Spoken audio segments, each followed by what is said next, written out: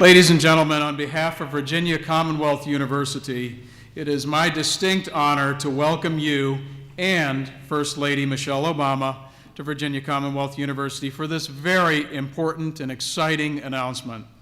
VCU is proud to be among the prestigious medical colleges and universities represented here today, committed to our servicemen and servicewomen. It is now my distinct pleasure to introduce my colleague, the Dean of Virginia Commonwealth University School of Medicine, Dr. Jerome Strauss.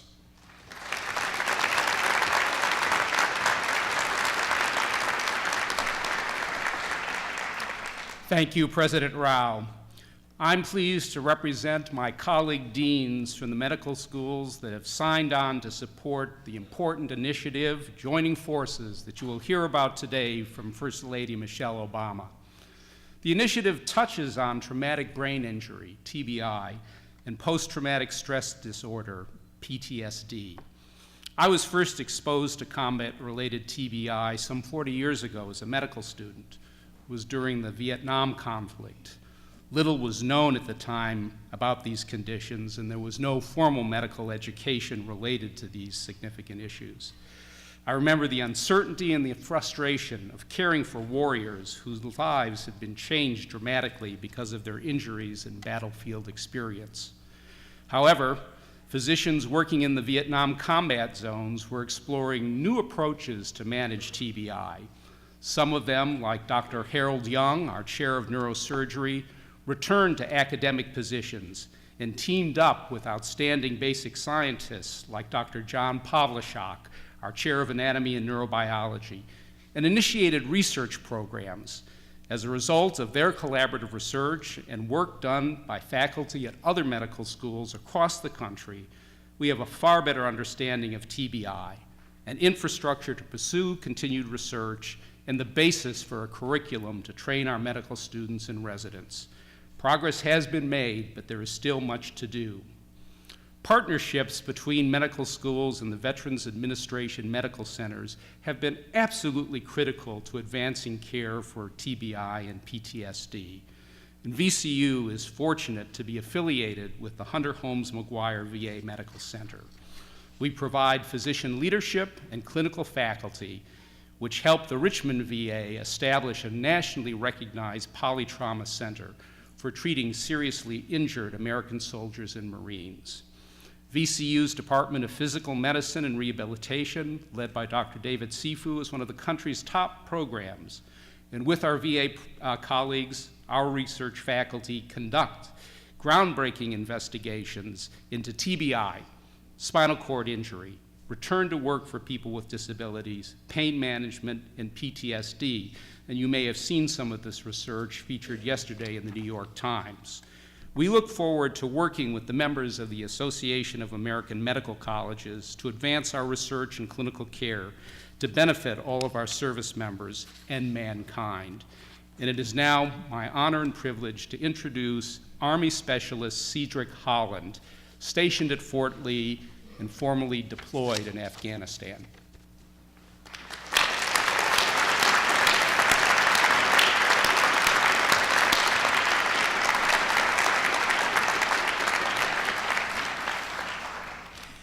Good afternoon, Mrs. Obama, fellow service members, aspiring students, and distinguished guests. My name is Specialist Cedric Mark Holland, and I'm originally from Chicago, Illinois. I currently serve as the training NCO for HHC Combined Armed Support Command in Fort Lee, Virginia. It's an honor for me to be here today and talk about the incident that occurred during my deployment. One night in Afghanistan, the year 2009, my platoon had been returning from a mission that we completed earlier in the day. I was driving the lead vehicle in our convoy when an unexploded ordnance team from our battalion began to come out the wire for a false call on an unexploded ordnance. An enemy who had watched our convoy roll out and had been waiting for our return decided to explode his explosive early and took out the lead vehicle of their convoy. The vehicle went into the sky and came upside down, crushing the gunner, injuring 3 soldiers and a linguist. For a while, the incident stuck in my head. I had headaches and many sleepless nights. I wondered, what if they did not receive that false call?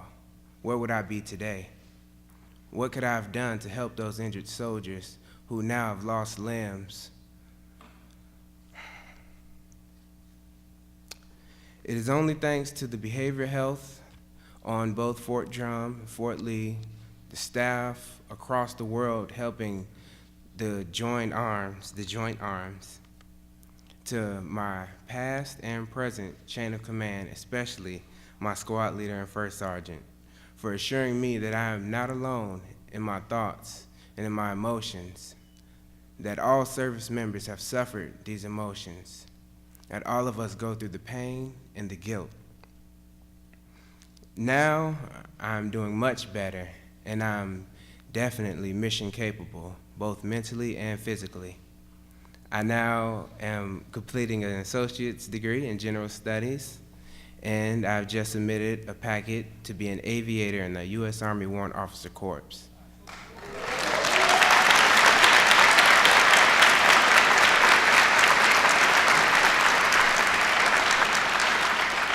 Finally, I'd like to thank you all for coming out today and hearing my story and supporting this. I'd now like to introduce Dr. John Prescott from the Association of American Medical Colleges. Thank you.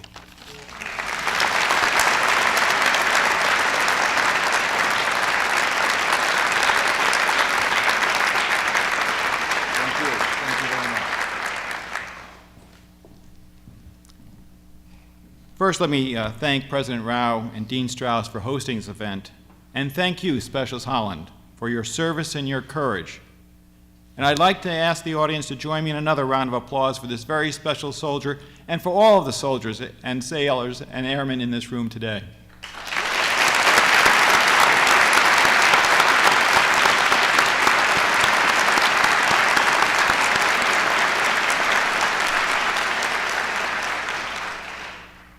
The AAMC and its member medical colleges are extremely proud to be taking a leading role with the White House on the Joining Forces Initiative.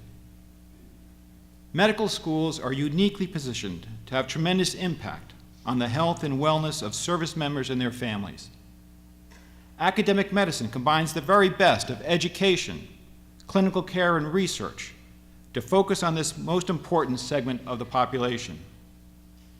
And with men and women returning from war with both physical injuries and with the invisible wounds of PTSD and TBI, there is no time like the present to be sure that those who have sacrificed so much get the care that they need now and into the future. And that's why the AAMC and ACOM are proud to work together and stand with our nation's servicemen and women and their families. And I want to let all of the troops and veterans here know that our nation's medical schools are thankful for your service, and we only hope that our efforts can live up to the very high standards that you have set. And now, please join me in welcoming a tremendous advocate for our veterans, military service members, and their families. Yesterday, I was truly inspired by her enthusiasm and commitment when I heard her really challenge national healthcare leaders to demonstrate their ongoing support for the Joining Forces Initiative. Ladies and gentlemen, the First Lady of the United States, Michelle Obama.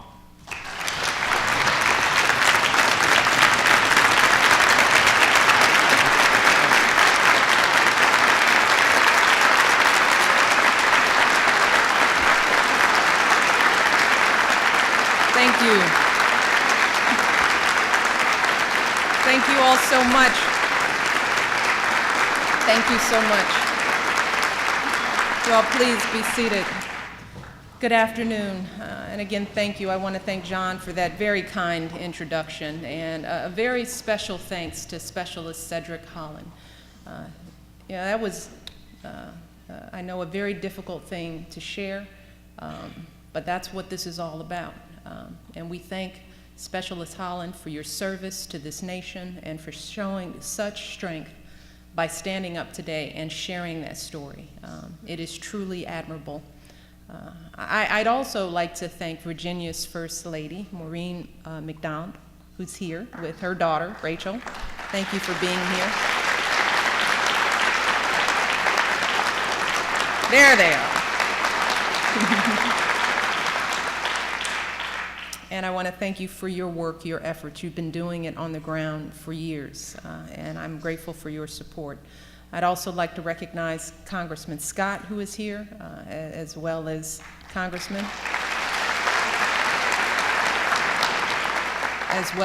Richmond Mayor Dwight Jones, who is here today. Thank you all for joining us. I also want to thank Jerry Strauss and everyone here at VCU, not only for hosting us today, but for all that you do every day to advance our understanding of the signature injuries of our 9/11 generation of troops, post-traumatic stress and traumatic brain injuries. And finally, I want to thank everyone here, our active duty troops, our veterans, the deans and administrators from medical schools across the country, and of course, the VCU medical students.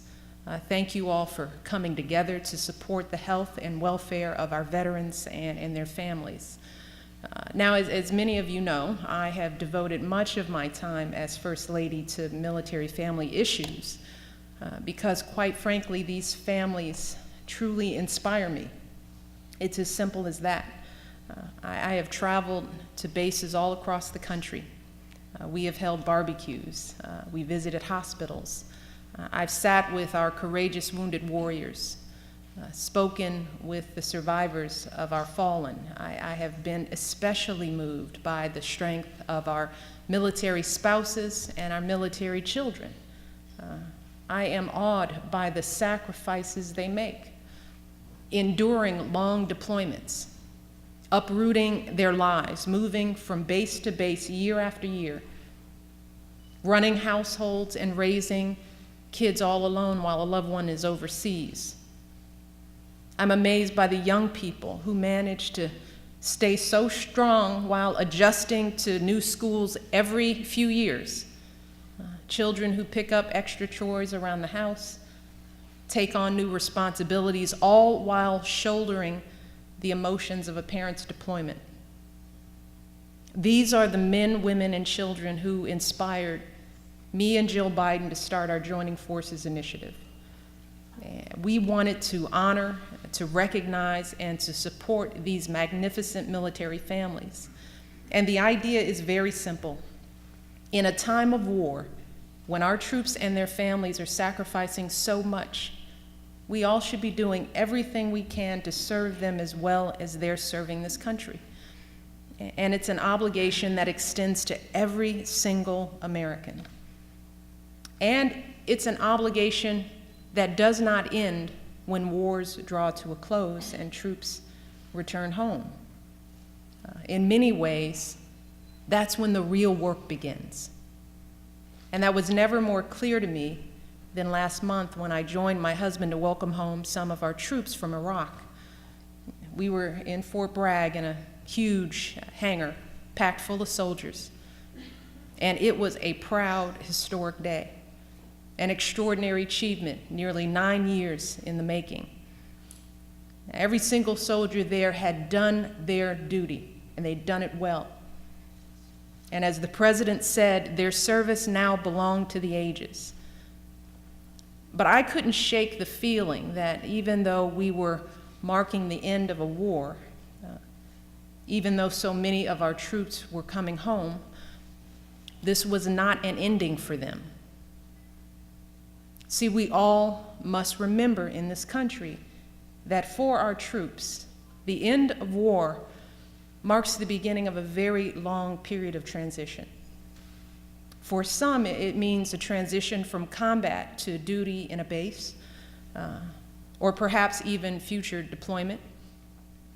For those whose military service is over, those who will enter our newest generation of veterans, it means a transition home, a transition to our cities and our towns, to our classrooms and offices, to finally just being dad or mom, husband, wife, neighbor, friend once again. And the truth is, those transitions are not always easy. In some cases, they bring with them the hardest moments our troops and their families will ever face. For some of our men and women, coping with the realities of war long after they faded is the most difficult struggle they will face yet.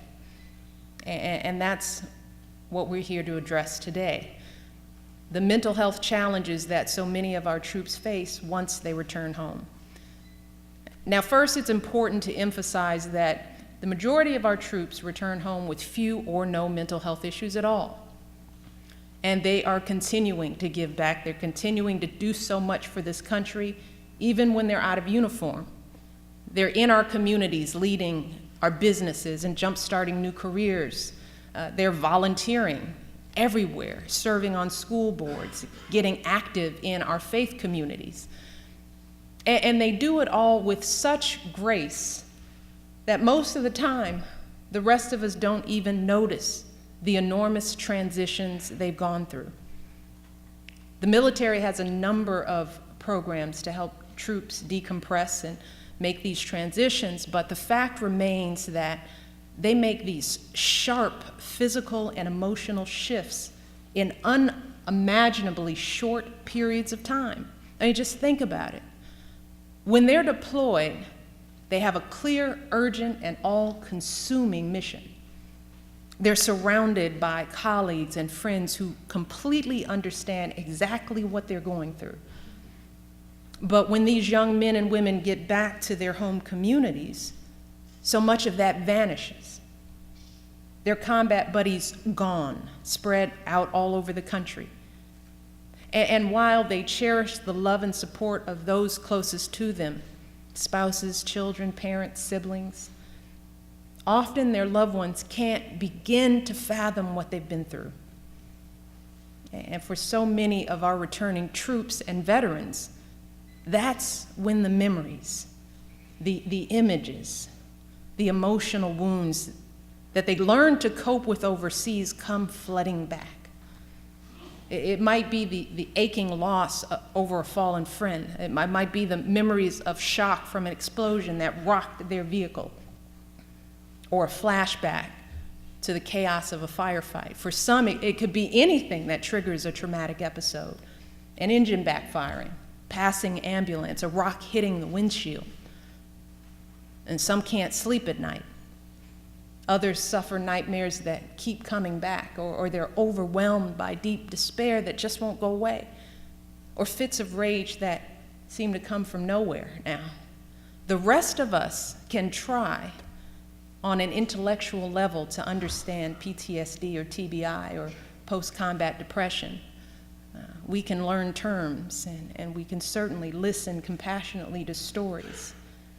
But mere words and anecdotes don't do any of this justice, just doesn't. Those of us who have never experienced war will never be able to fully understand the true emotional costs. And as a result, many of us often misinterpret what our troops and vets and military families go through. Even today, as we continue to educate the public and learn more and more, there is a certain stigma that still remains.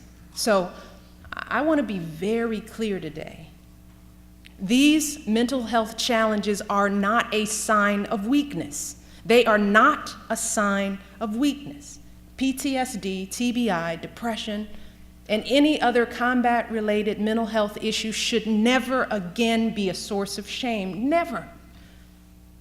These emotional waves, these traumatic incidents are natural human responses to the brutality of war.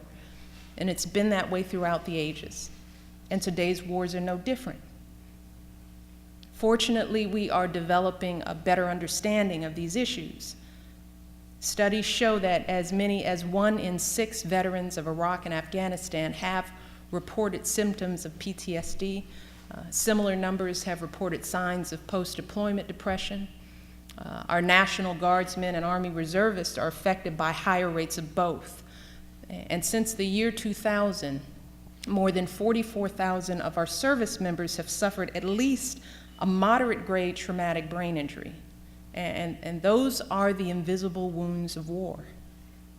To cope, some turn to substances, some contemplate suicide, And many of our troops just don't ask for help. Because as one of our troops said, and this is a quote, "You don't want people to think you're weird, so you bury it. You bury it. But at home, can't always bury it. It affects the whole family. Kids notice that dad or mom is acting differently. Spouses, parents, friends notice that something's changed, and sometimes the effects can't be ignored." Gina Hill, a military wife from Kansas, wrote me a letter about her PTSD-stricken husband who would lapse into full combat mode right in their own home. And she wrote, and this is what she said. She said, "We are struggling here. Shouldn't be this hard. We shouldn't have to fight the war once our spouses come home, but the reality is we do."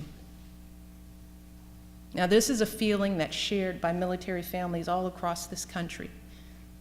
Our heroic military spouses, for all of their strength, you could see how they might begin to feel a sense of personal isolation, or perhaps a strain in their marriage, or that they lack the knowledge or the skills to properly care and help the ones they love. Those incredible, resilient military kids and teenagers can sometimes end up shutting down, maybe acting out in school, or maybe they become distant, even scared of a parent suffering from PTSD or TBI. And many of these veterans and families, they don't live in military communities. If they seek help, they rely on family doctors, local clinics, or public or private hospitals throughout the country. And we've seen from prior wars that as many as 60% of veterans with PTSD sought help outside of the VA system. And of our Iraq and Afghanistan veterans who have returned home, only about half have sought any type of care through the VA system at all. So what this tells us is that we have to meet our veterans and military families where they live. We have to engage all of this country's doctors, nurses, healthcare providers on the variety of health issues these families face, especially on issues of mental health. And that's why I am so proud to be with all of you today, because we are taking a big step forward to achieving that goal now and for years to come. Today, the nation's medical colleges are committing to create a new generation of doctors, medical schools, and research facilities that will make sure that our heroes receive care that is worthy of their service. It is an effort that's led by the Association of American Medical Colleges, or the AAMC, and 105 of its member institutions. It also includes the American Association of Colleges of Osteopathic Medicine and 25 of its schools. Together, these organizations are committing to train their medical students as well as their current physicians, faculty, and staff to better diagnose and treat our veterans and military families. They're going to develop new research and clinical trials on PTSD and TBI so that we can better understand and treat those conditions. They're going to share their information and best practices with one another through a collaborative web forum created by the AAMC. And they will continue to work with the VA and the Department of Defense to make sure that everyone in this country is providing the best care available. So that's their pledge. And I want to emphasize that these commitments are coming from schools all across the country: Harvard, Stanford, Wake Forest, UCLA, Michigan, and so many more. Everyone is stepping up. And we've seen that so many of these institutions are already making strides on these issues. For example, researchers at the University of Pittsburgh are developing a new imaging tool that allows us to see the wiring of the brain in vivid high definition, which could lead to some wonderful new breakthroughs in the diagnosis of TBI. At the University of South Florida, they're working with the Department of Defense and the VA to create a first-of-its-kind Center for Veterans Reintegration, which will mean a single cohesive research, treatment, and education facility for veterans and families. And right here at VCU, they're leading a groundbreaking project to provide resources and training to healthcare providers, to volunteers, to community members throughout the state of Virginia who can help ease the transition home for veterans with TBI and PTSD. So there's already a lot of wonderful work going on. So just imagine how much more will be achieved when 130 of some of the best schools in the country are better connected with one another, when they're sharing their best practices, when they're communicating more quickly and more effectively. So this is a big deal. Because I understand you guys don't collaborate a lot on stuff, right? And it comes on top of the unprecedented steps that this administration has taken on behalf of our veterans and their families. My husband is strengthening the VA and its ability to treat PTSD and TBI, and he's hiring and training more mental health counselors.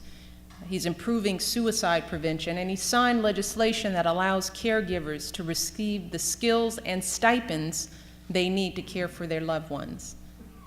And just yesterday at the White House, we hosted representatives from many of the nation's largest healthcare organizations for our Joining Forces Roundtable discussion with America's medical associations. And in the coming weeks, we're going to be announcing commitments from these groups that we hope will begin to take effect immediately.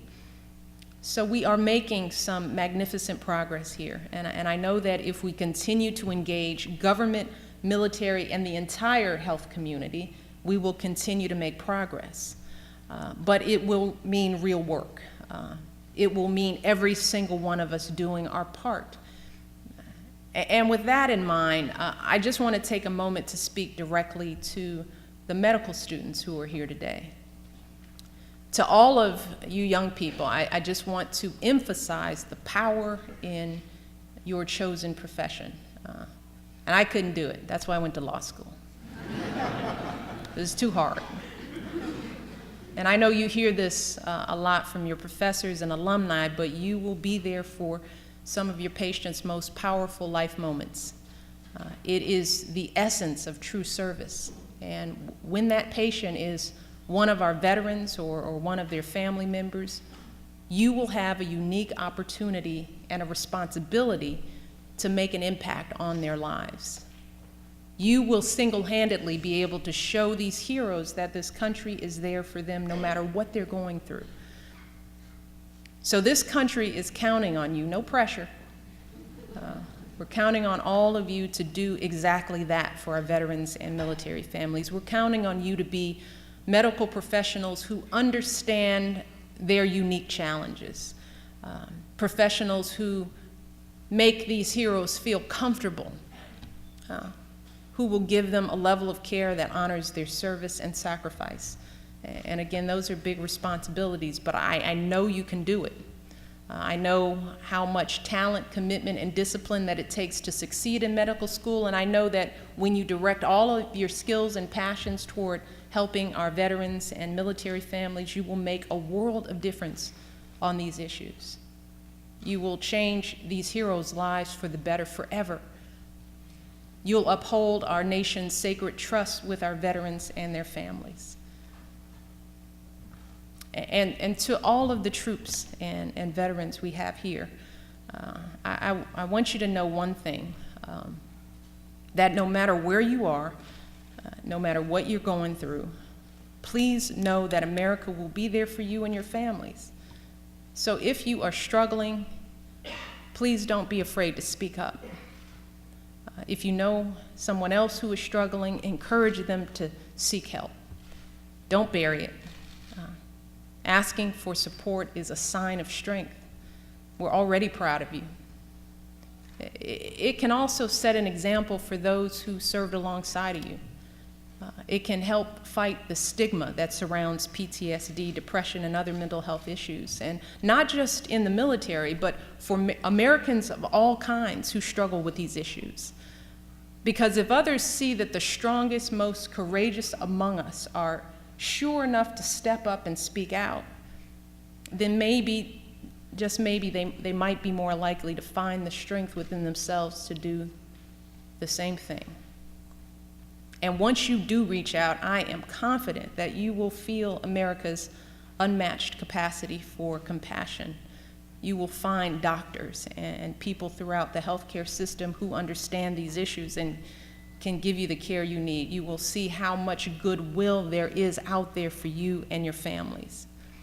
And that's what I see every day through joining forces. That is the beauty of this initiative and my role in it. We are seeing America step up on issues of all kinds when asked. It's happening all across the country, and it's going to keep happening. There is no shortage of people who want to help because America is here for the long haul. Not just today when the lights are bright and the cameras are on, not just at a rally at Fort Bragg, not just on Veterans Day or September 11th, but every day. And I'm not going to stop, the President's not going to stop, and all the people here are not going to stop until you feel the full force of this country's love and admiration. That should be our pledge to you. So I want to thank you for your unparalleled service and incredible sacrifice. I want to thank the medical school students. I want to thank the deans, the administrators for helping us fulfill this country's commitment to our troops, veterans, and military families. And I truly look forward to working with all of you in the months and years ahead. God bless you all, and may God bless the United States of America. Thank you so much.